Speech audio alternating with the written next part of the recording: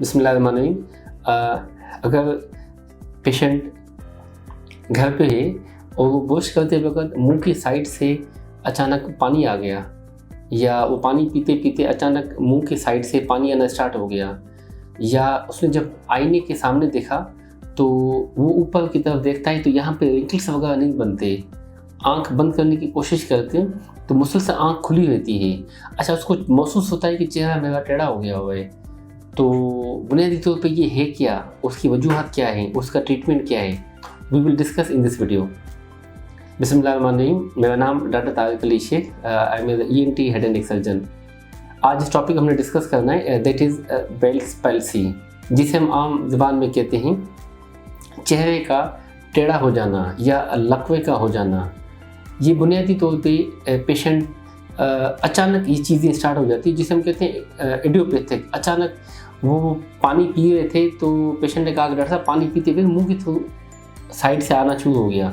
अच्छा, जो भी हम खाना खाते हैं पीते हैं तो वो साइड से आना शुरू हो जाता है, या हमने ब्रश किया था तो वो सारी मुंह के साइड से ना चीज़ें आना शुरू हो गई।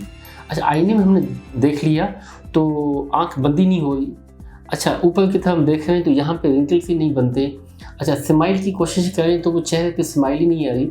ऐसा लगता है कि ये पूरा सिस्टम जो है ना फालज हो गया हुआ है, ये सिस्टम ना जिससे ख़त्म हो गया हुआ है। वो बहुत ज़्यादा वो कॉन्शियस हो जाते हैं इस चीज़ के लिए। तो इसे हम कहते हैं कि चेहरे का टेढ़ा होना या फालज का, यानी कि बेल्स पैल्सी का होना, जिसे मुँह टेढ़ा हम जिसे कहते हैं। तो ये बुनियादी तौर पर वजूहत क्या होती हैं इसकी, जिसमें one of the most common वो कहते हैं कि इडियोपैथिक काजेज अननोन, कोई पता नहीं है, ठीक है ना। दूसरे नंबर पे आता है कि जी वायरस की वजह से, ठीक है ना, जो मोस्टली वायरल इंड्यूस हेल्पीज, चाहे सिंपलेक्स हो चाहे हेल्पीज जोस्टर हो, मुख्तलिफ किस्म के वायरस है, वो जाके बॉडी को इफेक्ट करते हैं।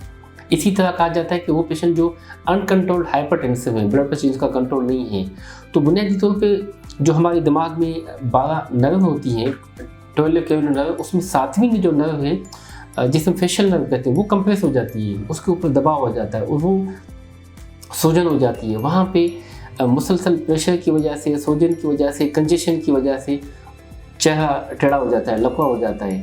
तो जो पेशेंट ब्लड प्रेशर वाले होते हैं उनको भी ये मुसलसल प्रेशर पड़ा रहता है और ये चेहरे का टेढ़ापन हो जाता है।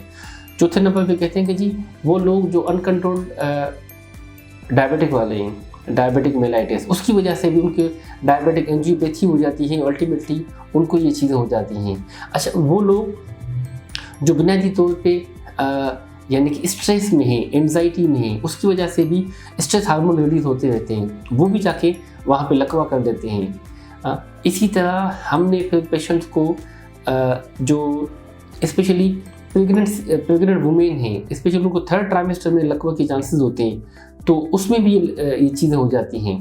तो पेशेंट्स में मोस्टली देखा गया है कि वो मुख्तलिफ किस्म की CT स्कैन करा के आते हैं, MRI साथ में करा के आ जाते हैं, पता नहीं बेतहाशा रिपोर्टें वगैरह करा के आ जाते हैं।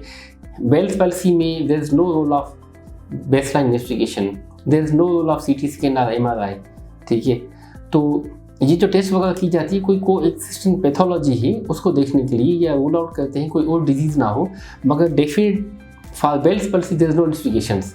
अच्छा, दूसरी मिथ भी होती है, पेशेंट को हो जाता है तो लोग उनको कबूतर का जूस पिलाना शुरू कर देते हैं। अच्छा, कबूतर का गोश्त खिलाना शुरू कर देते हैं, बकरों का गोश्त खिलाना शुरू कर देते हैं।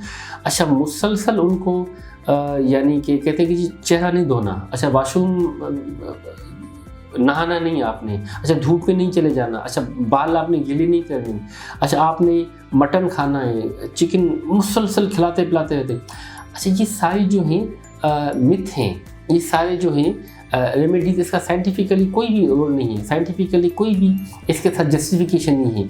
इवन इससे ब्लड प्रेशर हाई हो जाता है, इससे ओवरवेट हो जाता है, इससे मज़ीद जो है मामला ख़राब हो जाता है। तो ऐसे पेशेंट को हम ट्रीटमेंट करते हैं, ठीक है ना। पेशेंट को काउंसलिंग किया जाता है, साथ में रीएश्योर किया जाता है। रीएश्योर पेशेंट का जो कोई खतरे की बात नहीं है, कोई परेशानी की बात नहीं, ये वायरल इंड्यूस्ड है मोस्ट लाइकली, ये सेल्फ लिमिटिंग है, बिल्कुल ठीक हो जाएगी, 4 से 6 हफ्ते तक बिल्कुल ठीक हो जाती है।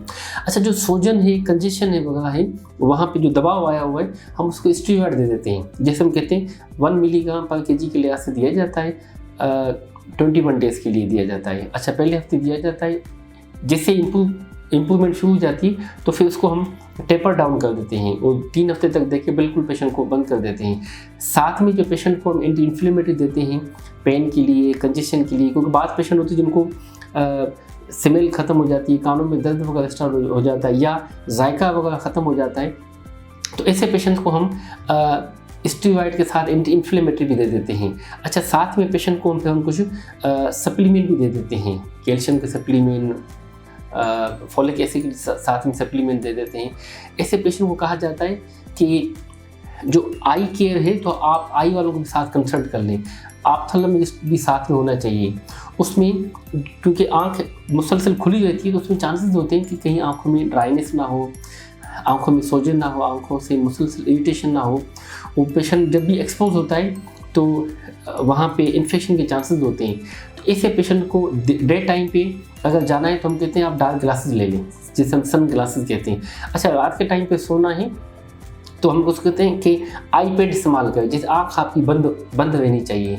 इसी तरह नेचुरल आई ड्रॉप्स दे देते हैं, क्योंकि कुदरती आई ड्रॉप्स जो हैं यानी कि लेक्रीमेशन होती नहीं है, ड्राई रहता है, इस वजह से हम उनको आर्टिफिशियल आई ड्रॉप देते हैं, जिसमें नेचुरल आई ड्रॉप देते हैं, जिससे उसकी लुब्रिकेशन होती रहती है।